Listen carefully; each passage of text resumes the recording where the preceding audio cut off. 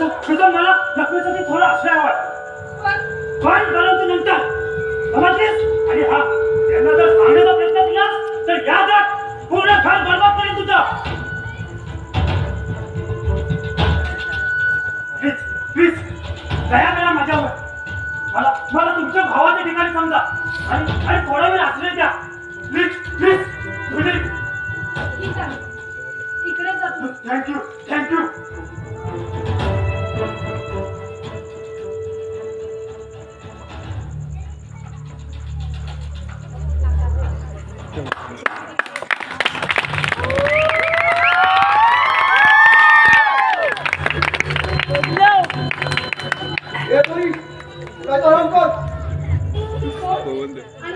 कोणाबद्दल बोलताय तुम्ही?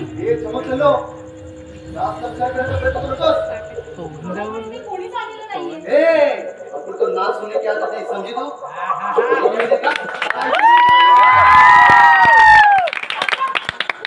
अरे कुठे आहेस तू? उनको डाला थी क्या? तेरे ताते लाओ तेरे ताते बापा लाओ मिले तुझे समझ ले? पाकिस्तान काय आराम कर. ये जेता भाई का आराम करो. तुम लोग क्या देखते हो? अंदर जाके घर की तलाश लो. ये बचकर जाएगा का राम सादा. आज माझ्या आई अंघोळ करते. प्लीज प्लीज आज जाऊ. हाँ? प्लीज प्लीज थांबा आज जाऊ का. मजा हो जाएगा. प्लीज.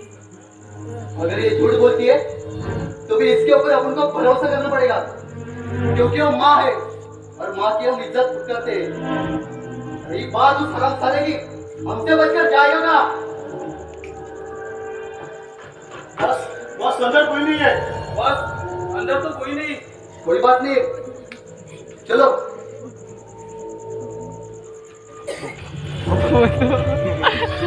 काय डॉल आहे असं काय.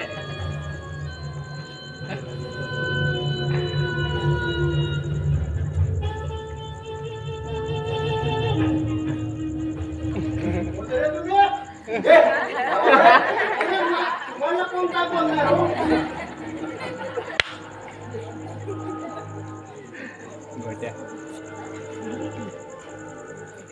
स्वतःला समजतात का? एकटा बोललो म्हणून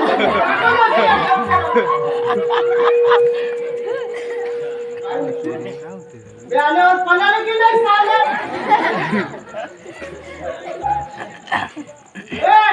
ऐका कोण लागतो तुला काय वेडे वाकडे तर काही बोलले नाहीत ना. अगं बोलतीलच कसे. हा गोट्या बाई शेजारा नाचता राहत असताना काय हिंमत आहे का सांगायची. ते खूप घाबरतात हा मला. कोण कोणाला घाबरतं ना ते पाहिलं आता. अगं ते तिघजण होते आणि मी एकटा. बरं माझं एक काम कर. थांब मी आले. हिने कोणतं काम काढलं असेल.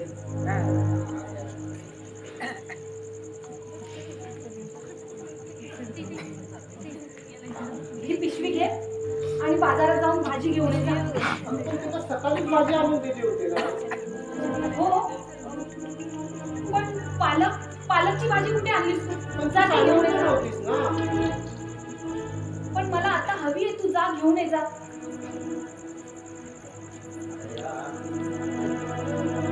अरे जा लवकर. जा म्हणते ना. जा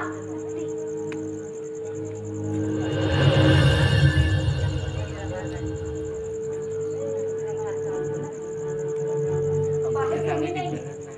तुम्ही बाहेर येऊ शकता.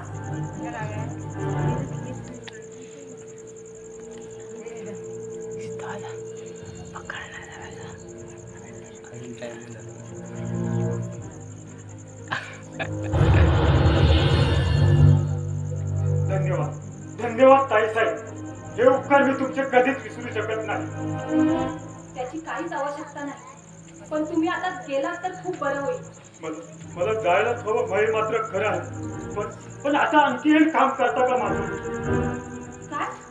आता आणखी काय करायला सांगत आहात मला? प्लीज ताई साहेब नाही म्हणू नका. माझ्या या हातामध्ये गोळी घुसली आहे. तेवढी बाहेर काढता का? काय प्लीज नाही, ते मला जमणार नाही. प्लीज प्लीज असं म्हणू नका. नाही जमणार म्हणून सांगितलं ना एकदा. तुम्ही प्लीज जा इथून. हे बघा, जर काही ही गोळी माझ्या हातातून निघाली नाही तर कदाचित नाही नाही मला जगलेच पाहिजे. मला माझ्या नंदिनीसाठी जगलेच पाहिजे. नाहीतर ती हॉस्पिटलमध्ये कितपत पडेल. कारण तिचं सर्वस्व मीच आहे. म्हणून मला जगलेच पाहिजे.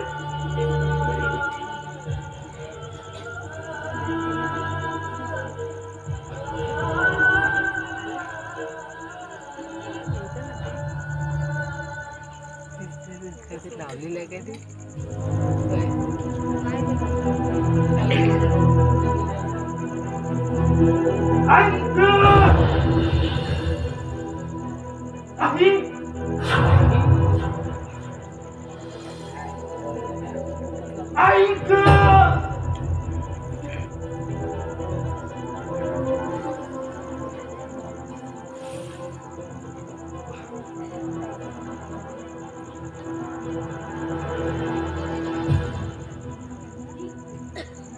ही नंदिनी कोण? माझा प्राण, माझी होणारी पत्नी. मग ती हॉस्पिटलमध्ये का? कारण तिला सुद्धा माझ्यासारखी गोळी लागली आहे आणि ती मृत्यूची कडवी झुंज देत आहे. मग तुम्ही डॉक्टरांकडे का नाही गेला? नाही ताई साहेब, मी डॉक्टरांकडे जाऊ शकत नाही. पण का? कारण मी एक हरारी गुंड आहे. आणि पोलिसांचा ससेगिरा तुमच्या मागे लागला आहे. आणि तुमच्या कर्माचे भोग तुमची प्रियसी भोगते, असंच ना? याचीच तर मला जास्त चिंता वाटते आहे. तिच्याशिवाय मला ह्या जगात कोणीच नाही. लहानपणी आई वडील स्वर्गवासी झाले आणि माझी बहीण 5 वर्षाची असताना बेपत्ता झाली. गेली 15 वर्ष शोध घेत आहे. तरी सुद्धा माझ्या बहिणीचा शोध लागला नाही. एकंदरीत माझ्या या परिस्थितीवर नंदिनीने विश्वास ठेवला आणि मला जगण्याचा मार्ग दाखवला.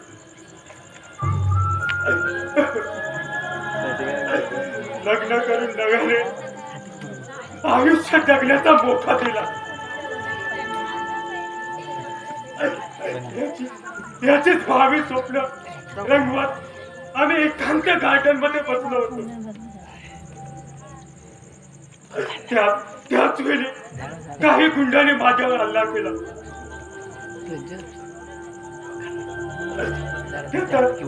त्यातच माझ्या नंदिनीला एक वर्मी गोळी लागली. मी त्यांना प्रतिकार न करता सीधा हॉस्पिटल घेऊन टाकलं. मग हे गुंड तुमच्या मागे हॉस्पिटलमध्ये आले का? नाही त्यांना कोणत्या हॉस्पिटलमध्ये आहे नंदिनी माहित नाही. मग गुंडांनी परत तुमचा पाठलाग कसा काय केला?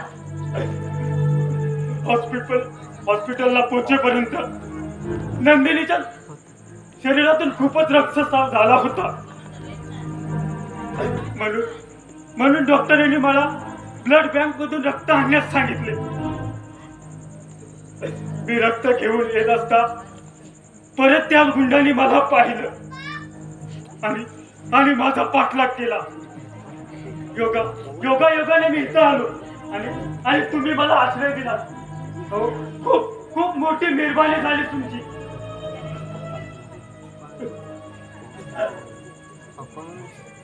नाहीतर माझ्यासारख्या परपुरुषाकडून तुमच्याकडून कोणतीच अपेक्षा करताना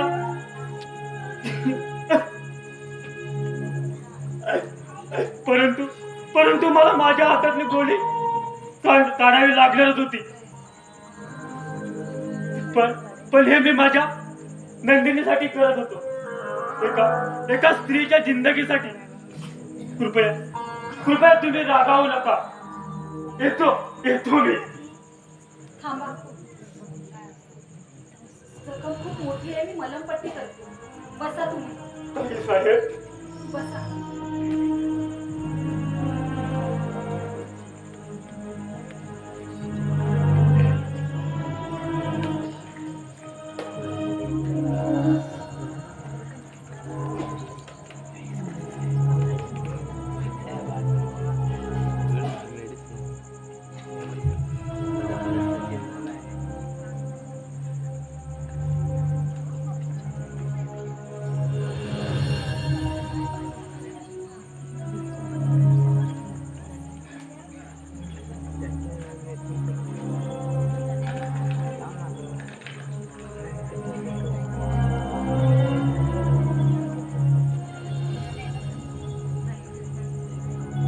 आई, आई,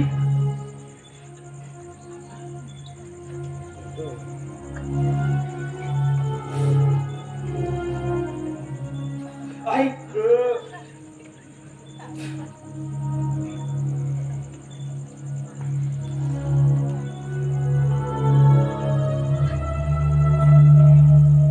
वेदना कमी झाल्या का?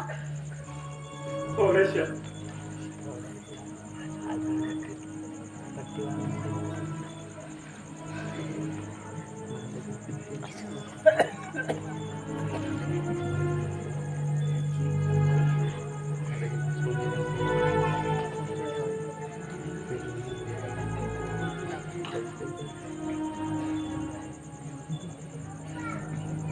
आता तुम्ही थोडा वेळ आत जाऊन आराम करा. नाही, मला मला हॉस्पिटलला गेलंच पाहिजे. रक्त वेळेत घेऊन गेलो नाही तर. काही नाही होणार. मी जाईन हॉस्पिटलला रक्त घेऊन. ताई साहेब, तुम्ही? हो, तुम्ही मला ताई म्हणालात ना, मग माझ्या वहिनीसाठी मला गेलंच पाहिजे. आणि या परिस्थितीत तुम्ही जाणं योग्य नाही. धन्य आहात ताई साहेब, तुम्ही धन्य आहात. ताई साहेब नाही आणि ताईही नाही, फक्त निशा. अहो, खूप उपकार झाले हो तुमचे माझ्यावर. खरं म्हणजे मी एक परका पुरुष आणि कुणीही नफरत करावं असं माझं चारित्र्य असताना देखील तुम्ही मला एवढी आपुलकी दाखवली आणि मी सांगितलेली सर्व परिस्थिती खरी समजून माझ्यावर विश्वास ठेवला. म्हणजे स्त्रीला खऱ्या खोट्याची पारख करता येत नाही असं म्हणायचंय का तुम्हाला? मुळीच नाही, परंतु थोडक्यात गोष्टीवर ठेवलेला विश्वास हा अविश्वासाची दिशा दाखवू शकतो. कोणावर किती विश्वास ठेवावा ना, हे ज्याचं त्यानंच ठरवावं. अगदी बरोबर. पण काही ओळख नसताना तुम्ही माझ्यावर एवढी सहानुभूती दाखवली, हे माझ्या मनाला तरी पटलेलं नाही. मनाला माझ्या सुद्धा पटलेलं नाही. पण का कोणाच ठाऊक? एखाद्या परपुरुषाबद्दल एवढी आपुलकी का निर्माण व्हावी? हा प्रश्न मी माझ्या मनाला कित्येक वेळा विचारला, पण उत्तर नाही मिळालं. आणि आता तुमचं भयही नाही राहिलं. असो, तुम्ही आज जा आणि आराम करा. मी तुमच्यासाठी चहा आताच आणून देते. ओके.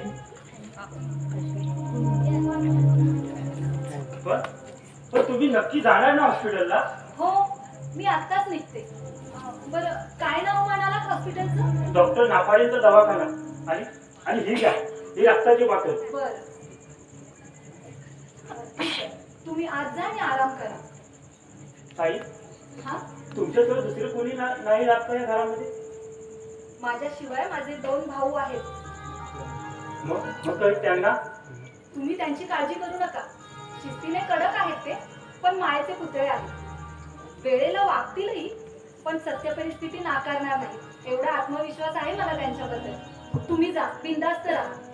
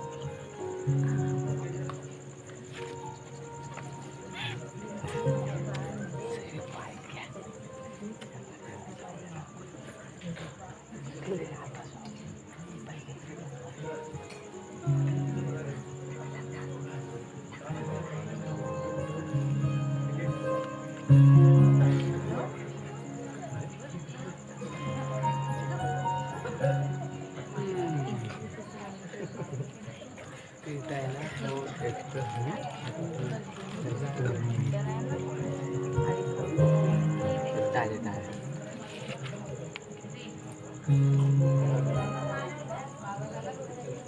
निशा, अगं निशा, अगं ही वाटी घे. भाजी मात्र छान बनवली होतीस. पोरी कुठे आहेत?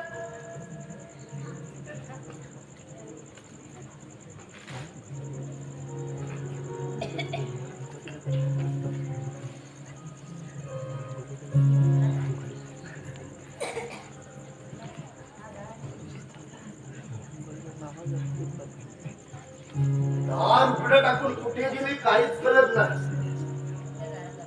पण सांगितल्याशिवाय जायच ना. ठीक आहे, ती पर्यंत इथंच थांबू.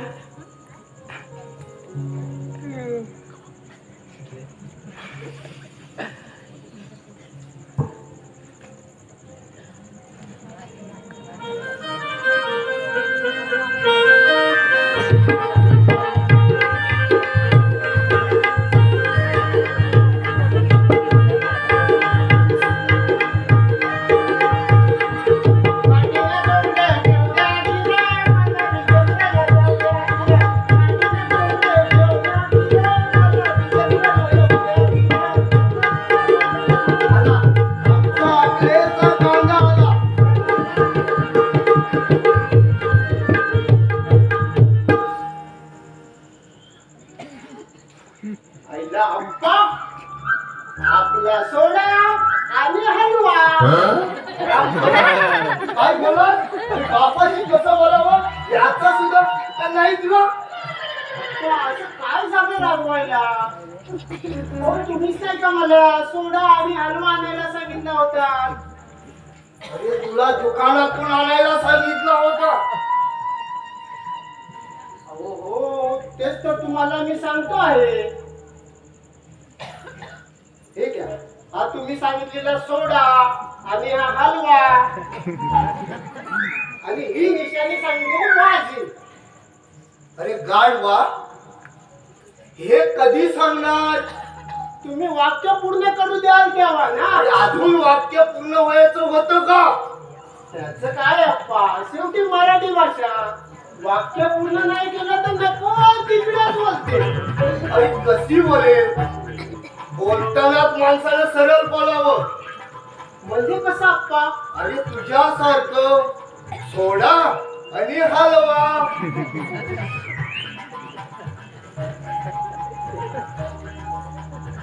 त्या बाईला हसतोस काय रे?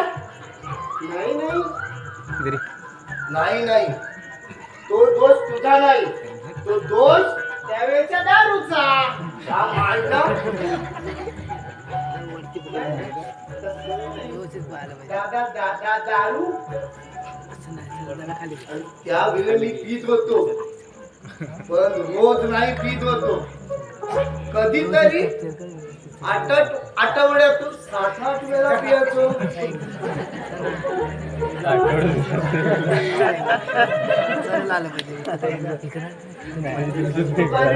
आता हसू नका काय रडू. मला सांगा आठवड्याचे वार किती? 7. जाऊ द्या अप्पा. तुम्ही कधीतरी दारू पित होते हे माझ्या समजण्या पलीकडचंच आहे बघा. तरी कसंही म्हटलं तरी सोडा आणि हलवा येतच ना. का हलवा आणि सोडा आणलं असतं तर कुठे बिघडलं असतं का?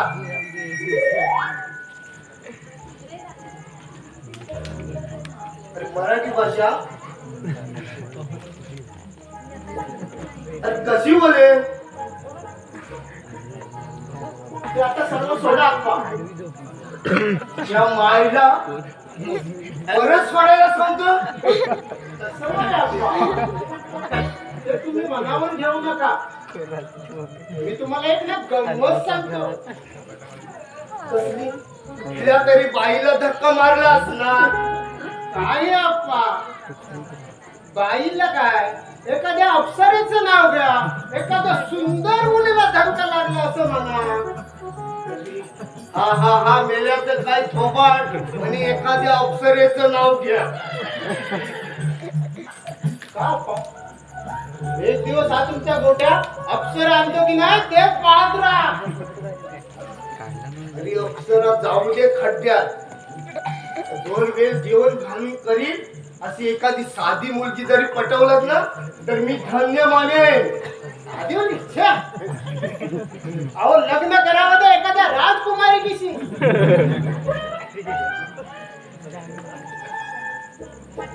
यासाठी स्वतः राजकुमार बनावं लागतं. मी काय राजकुमार वाटत नाही का तुम्हाला? प्रत्येक आपल्या मनाशी समजत आहे पोरा.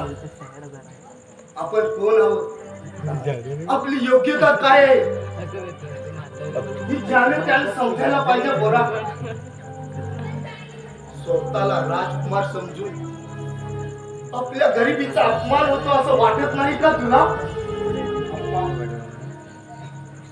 अरे मी म्हणतो पोरा, हे पागलपण सोड. अरे कुठेतरी छोट मोठं काम कर. अरे किती दिवस असं भटकत राहणार आहेस? काम कुठे मिळत नाही त्याला मी काय करू अप्पा? तू बावलटासारखं वागतोस. अरे म्हणून तुला बावलट म्हणतात. श्यामला आणि पवनला कोण बावलट म्हणतं का? त्यांच्यासारखा का नाही तू वागत? ठीक आहे अप्पा, आजपासून मी त्यांच्यासारखाच वागेल. शाबास पोरं. मी कुठेतरी काम बघायला सांगतो दादा आणि पवनला.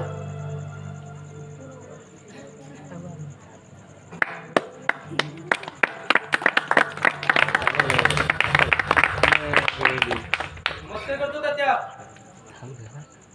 अरे पवन बेटा,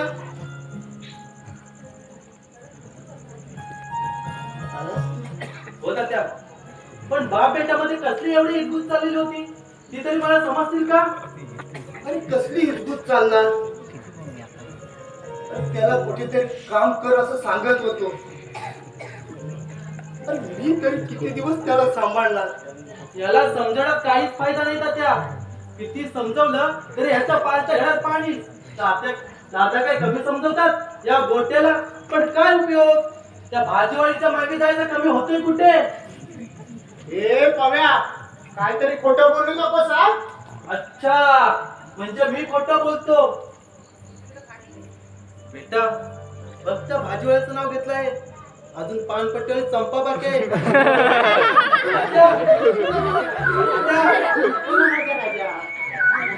अजिबात नाही. त्याला कुठे नोकरी बघतो आणि चिटकून टाकतो एकदाचा. मोठी बेरबारी होईल पोरा. मेहरबानी सारख्या गोष्टी तुम्ही नाही करायच्या. तुम्ही आम्हाला बापा समजणार, मग गोट्या आम्हाला भावासारखा नाही का? बरं तुम्ही चहा घेणार ना? मी निशाला आवाज देतो. निशा बाहेर गेले बेटा. मग मी चहा बनवू का? नका मावशे, तुम्हाला चहा बनवायला सांगायचं म्हणजे अर्धा लिटर दुधाचा सत्तेनाश नाही का? बस का पाहू? अरे एकदा पियानो म्हणून नेहमीच थोडा पिणार आहे. फक्त एकच कप पियाला असतो. आणि आम्हाला कोराचे आणून दिला असतात, हो की नाही? बेटा आम्हाला चहा नको, आमचा झाला आहे.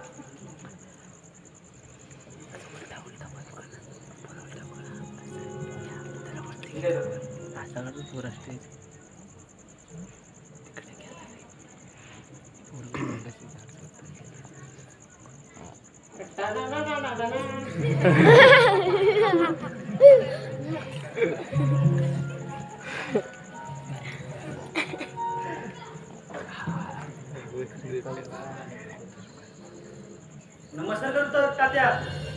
फक्त नमस्कार करतच राहा आणि गावभर फिरत राहा आणि नोकरी करून काहीतरी चमत्कार करा.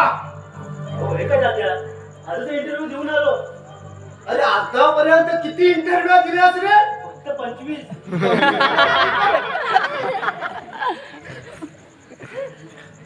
अरे कधी सुधारणार? तू एक तर असा आणि आमचा हा मोठ्या. आता आवाज दिली का मला? अरे आवाज करायचा बाकी राहिला. चल चल घरी चल, कामे तशीच पडले.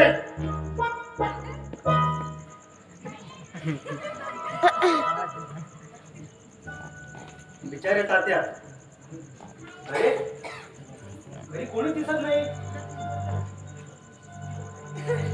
निशा, अगं ए निशा.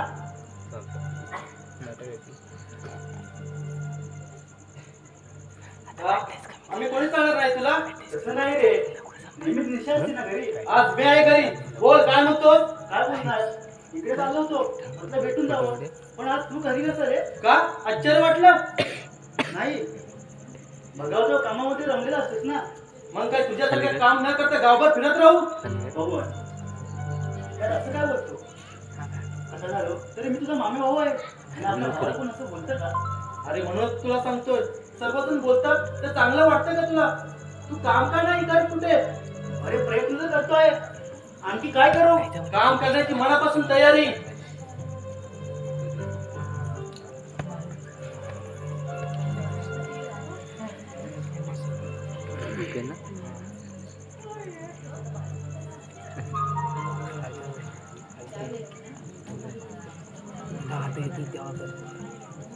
अरे मोहन, तू केव्हा आलास? दादा, आता आलो. बरा आहेस ना? हो, बरं आहे. कसं चाललंय तुझं? ठीक चाललंय. आता मी येतो. अरे बस का? एवढ्यात का निघालास? नको, येतो मी. येतो आता. बाय पवन.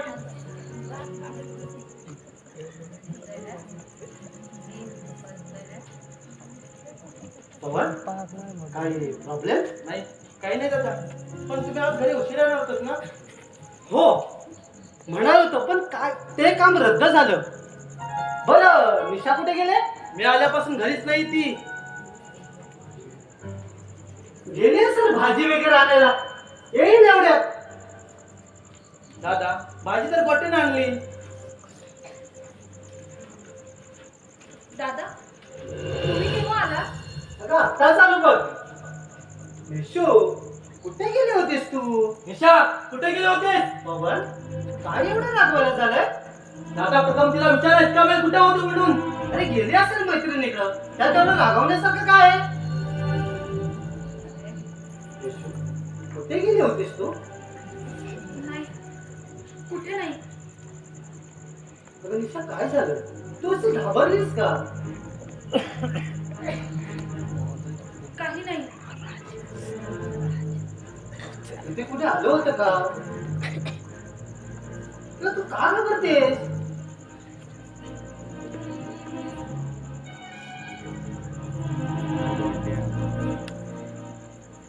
अगं बोल. नाही, कोणी नव्हतं आलं. नाही कसा? तो हराम तो जगदीश आला होता काय इथं? कशासाठी आला होता इथं? मला नाही माहित.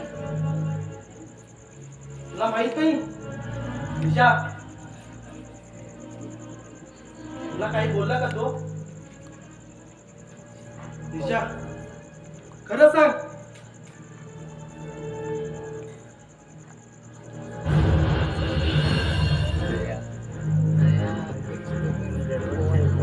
निशा, हा काय प्रकार आहे? ही रिवॉल्टची गोळी इथं कशी? जगदीशच्या इथे आहे ना? याचा संदर्भ काय? बोल निशा, बोल. बाबा, तू शांत राहा. उगाच शिल्लक गोष्टींना स्वतःला त्रास करून घेऊ नकोस. निशा, कोण आलं होतं तिथं? ही रिव्हॉल्वरची गोळी इथे कशी? बोल निशा, काय प्रकार आहे हा?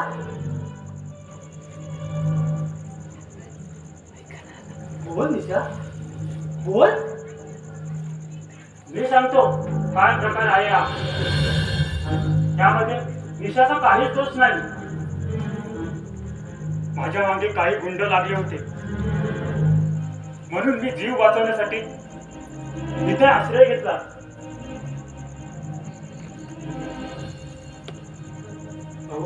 निशाने जाण्यासाठी मला खूप आग्रह केला, परंतु माझ्या हातामध्ये घुसलेली गोळी मला इथेच कांड भाग होते.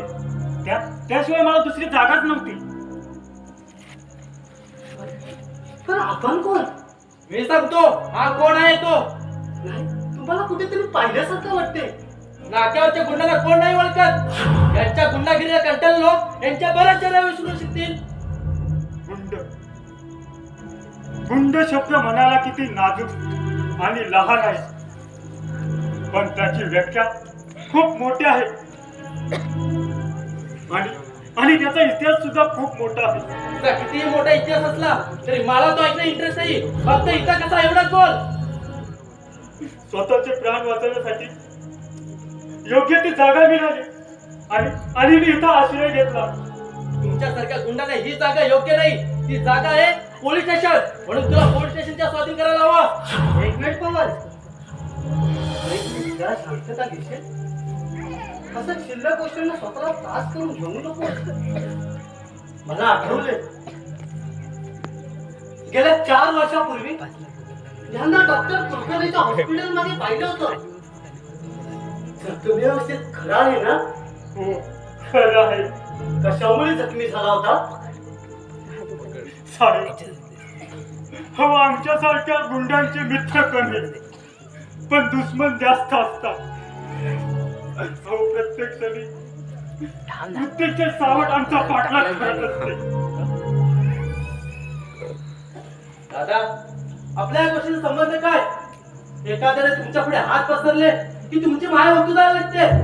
मग तो रस्त्यावरचा भिकारी असो किंवा स्त्रीवर इज्जत लुटणारा गुंड असो, तुमच्या मायेपुढे सगळेच सारखे. साहेब, मी गुंड असलो तरी स्त्रीच्या इज्जतीने कधी खेळलो नाही. स्त्रीवर तुटून पडलेल्यांचा जीव घेतो मी. त्या दिवशी असे 2 पुरुष एका स्त्रीवर अतिप्रसंग करत होते आणि तिला मी वाचवत असताना खूप जखमी झालो. या उपकाराची परतफेड म्हणून काय त्या स्त्रीनं मला हॉस्पिटलमध्ये ऍडमिट केलं. आणि 1 दिवस तुम्ही हॉस्पिटलमध्ये होतात आणि त्यानंतर फरारी झालात. शुद्धी देतात, शुद्धी देतात. तुम्ही कुठे गायब झालात? हो हो, बरोबर आहे. पण हो, पोलिसांना वाचवण्यासाठी मला फरारी व्हावं लागलं. दुनियेसाठी जरी तुम्ही गुंड असला तरी माझ्यासाठी तुम्ही भगवान आहात. जोपर्यंत तुम्ही इथं आहात तोपर्यंत तुम्ही राहू शकता. जा, आतमध्ये जाऊन आराम करा. दादा, काय करता हे? एक गुंड आपल्या घरी ठेवून घ्यायला कसं शक्य आहे ते? का शक्य नाही पवन? माझ्या लक्ष्मीच्या इज्जतीची खेळणारा ह्या नराधमांना पासून रक्षण करणं ह्यांना शक्य झालं, मग ह्यांना आपल्या घरी ठेवणं शक्य का नाही? म्हणजे तुम्ही जिचं रक्षण केलं ती माझी पत्नी लक्ष्मी होती. माझी पत्नी लक्ष्मी आणि तुझी वैदी होती पवन. तुझी वैदी होती. मग सांग, काय ना घरी ठेवणे शक्य नाही पवन? सांग. आज तो माणूस, आज माणूस यानंच तुझ्या वहिनीची इज्जत वाचवली. त्यातच ते जखमी झाले. सॉरी यार, माझ्या देवी समान वहिनीच्या रक्षणार्थ जो धावून आला तो गुंड असू शकत नाही. मी भावनेच्या अहंकारी जाऊन तुम्हाला नको नको ते बोललो. प्लीज प्लीज मला माफ करा. हो, हे काय करता तुम्ही? तुम्ही जे माझ्यासाठी केलं ते कमी आहे का? आज माझी वहिनी असली तर ही वेळ येऊच दिली नसती. हो, नसती म्हणजे तुमच्यासारखा देवदूत तिला मिळाला नाही म्हणून ती आमच्यात राहिली नाही. खूप फार निघून गेली, खूप लांब.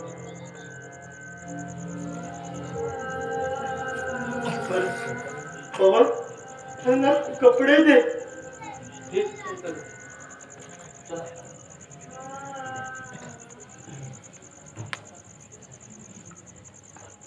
निशू, अगं तू अशी गप्प का? दादा, जयंत मला भला माणूस वाटला म्हणून त्यांच्या नंदिनीसाठी मी हॉस्पिटलला गेले होते. खूप चांगलं काम केलंस. बरं, ती कोणत्या हॉस्पिटलमध्ये आहे? डॉक्टर नाफडे यांचा दवाखाना. ठीक आहे, मी जाऊन येतो. बरं.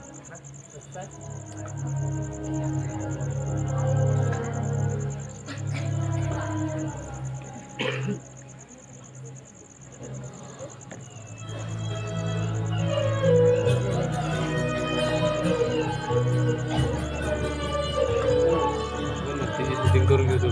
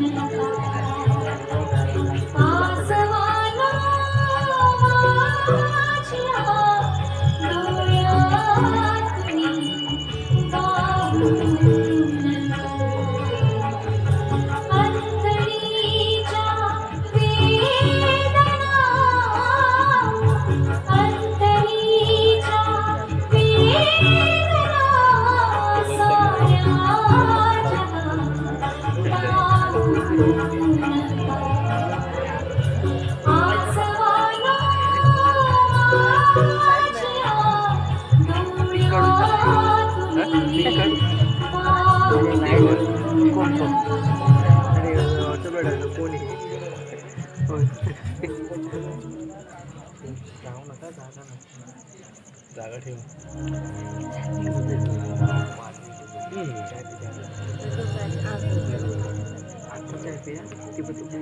बसून झोपतो.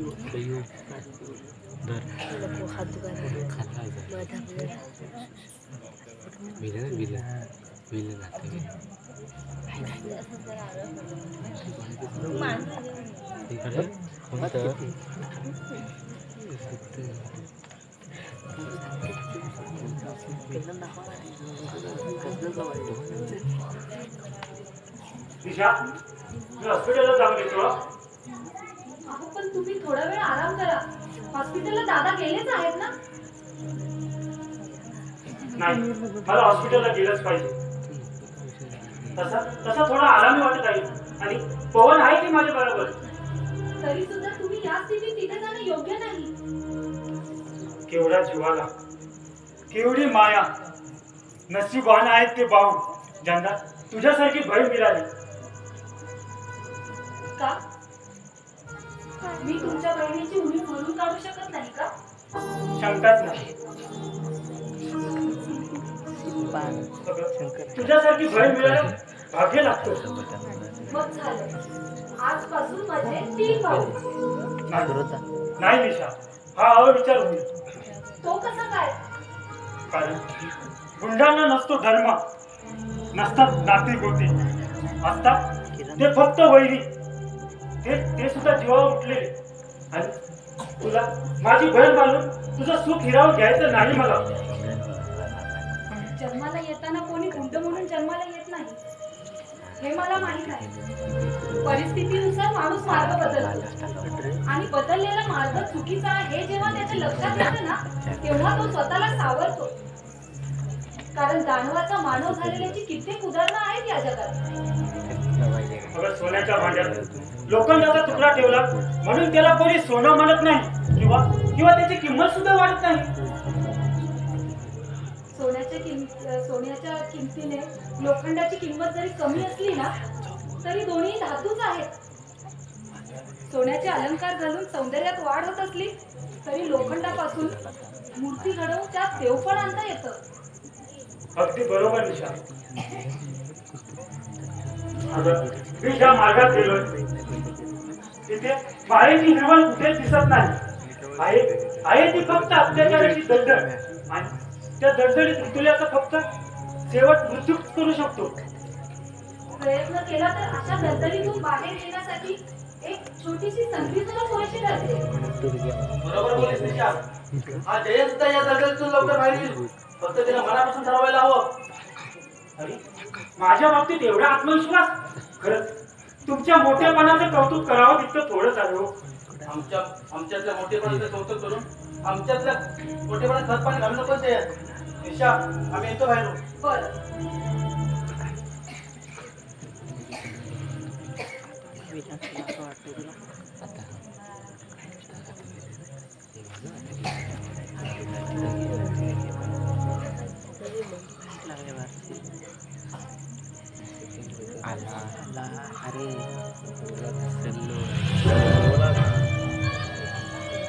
नमस्ते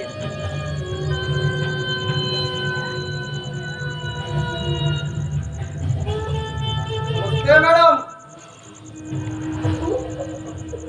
आता कोण हवंय तुला? हा मॅडम, घाबरायचं नाही.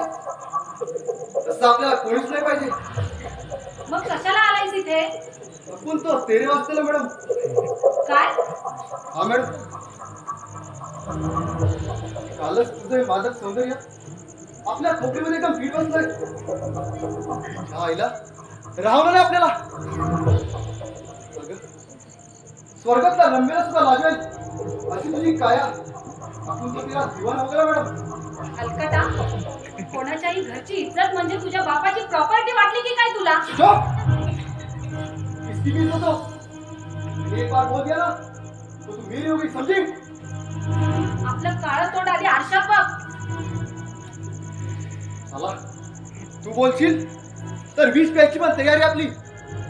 मग वाट कसली बघतोयस? हे विष आणि मर. कित्येक आया बहिणीच्या इज्जती वाचतील. एक पापी नष्ट होईल या दुनियेतून. पागल है. पागल है. साला फायदा हुआ तू ऐकलाय की मरलाही आहे. पण हे रस्ता मादक सौंदर्य चाकल्याशिवाय मरणं ना मॅडम, हे आपल्या उलट्या कुपडी बसत नाही. म्हणजे हा मॅडम, फक्त एका रात्रीसाठी तुझी नशिली जेवण देशील तर. मला या. मग मी काय सांगते ना ते कान उघडे ठेवून ऐक. मी मरण पत्करेन, पण तुझी ही कामाधीन इच्छा कधीच पूर्ण होऊ देणार नाही. हाँ मैडम, मैं तुम्हें अपना बना कर ही रहूंगा. जा, चालता हो इथून. हलकट मेला, निघ इथून. ठीक है, फिलहाल अभी तो मुझे जाना ही होगा. लेकिन भी रहूंगा, जरूर रहूंगा.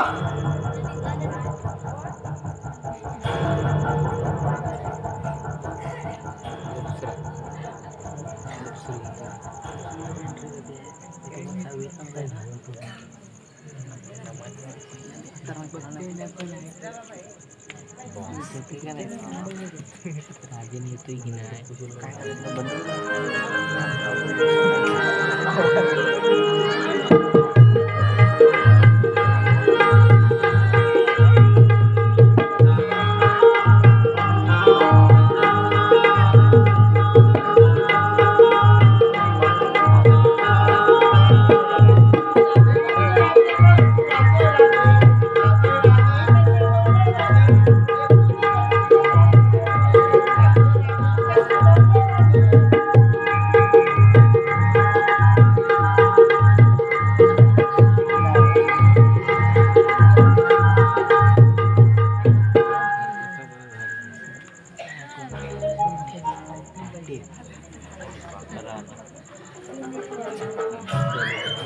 अरे अरे गोट्या काळक्या, अरे म्हणावं तरी काय तुला?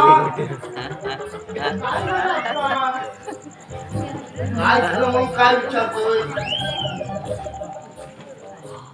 अरे तुझं आणि त्या चंपेचं काय बरं गोड बंगल आहे रे?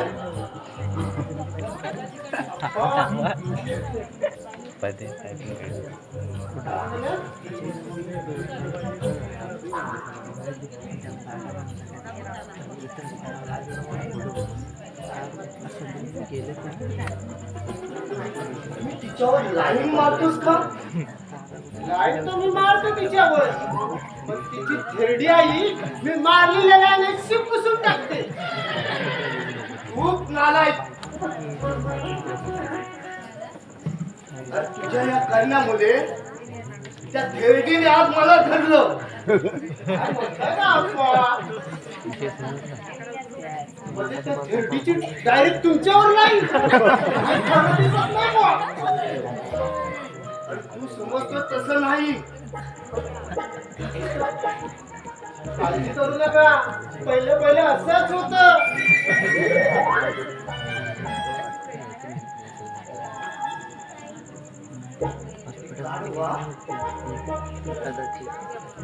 अरे तुझ्यामुळे तर मला थेरडीनं धरलं. पण तुम्हाला धरलंच का? अरे धरलं म्हणजे मला खडसवलं.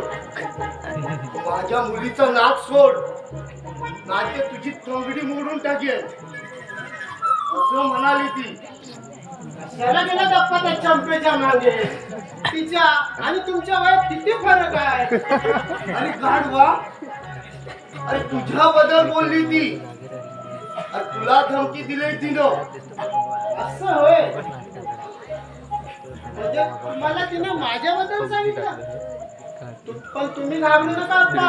अहो ही धमकी ती मला नेहमीच देत असते, पण तंगडी मोडायची काही हिंमत नाही तिच्यात. का रे? एक दिवस तुला चांगला चोटेल ना, त्यावेळेस तुझे डोळे उघडतील. नाही अप्पा, एवढी मोठी चूक करणार नाही ती थेरडी. का करणार नाही रे? माझ्यासारखं चांगलं जावई मिळायला हवं ना तिला.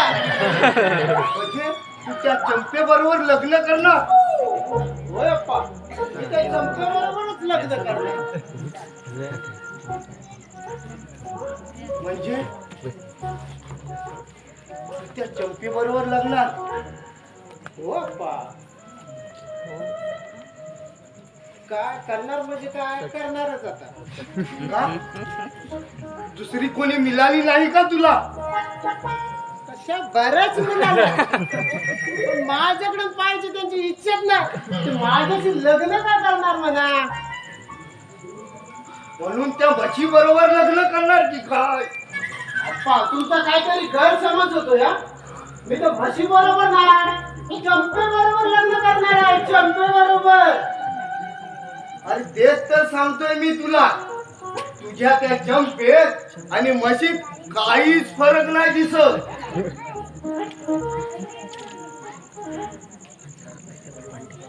बर, ते सर्व जाऊ दे. अरे माझ्या म्हसोबा, त्या म्हशीचा नाद सोड. काय अप्पा, इतक्या प्रयत्नानंतर एक कशी तरी पटली, तिला मी सोडायला सांगताय. या पोराने तर माझं डोकं फिरण्याची वेळ आली.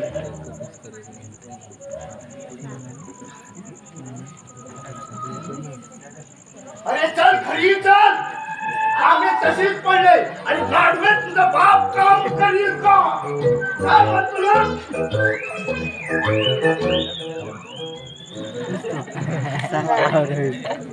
हसला ना नाही म्हणते लाईट रे कालू का माझ्याच पहिलं काय म्हणायचं मला ऐकलं तुझं मी भ्रमण टाकलं ना माणसात चपटीच बंद गेला पाया वाढायला लागले आकडी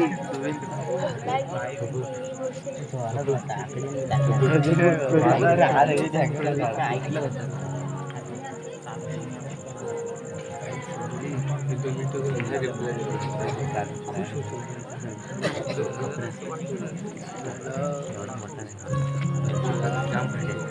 निशा, ए निशा,